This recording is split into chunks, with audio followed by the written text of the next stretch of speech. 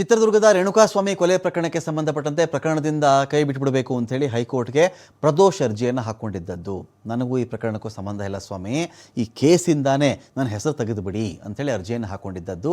ಈ ಇಡೀ ಕೇಸಲ್ಲಿ 14ನೇ ಆರೋಪಿ ಪ್ರದೋಷ್, A14 ಪ್ರದೋಷ್. ಇಲ್ಲಿ ಹೈಕೋರ್ಟಲ್ಲಿ ಪ್ರದೋಷ್ ಅರ್ಜಿಯ ವಿಚಾರಣೆ ನಡೀತು.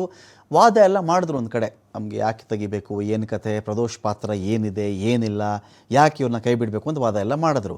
ಆದರೆ ವಾದ ಎಲ್ಲ ಮಾಡಿದ ಮೇಲೆ ಏನು ಮಾಡಿದ್ರು ಅಂತ ಹೇಳಿದ್ರೆ, ನನ್ನನ್ನು ಕೈ ಬಿಟ್ಟುಬಿಡಿ ಅಂತೇಳಿ ಪ್ರದೋಷ್ ಹಾಕ್ಕೊಂಡಿದ್ದಲ್ಲ ಅರ್ಜಿ, ಆ ಅರ್ಜಿಯನ್ನೇ ವಾಪಸ್ ಪಡ್ಕೊಂಡಿದ್ದಾರೆ ಪ್ರದೋಷ್ ಪರ ವಕೀಲರು.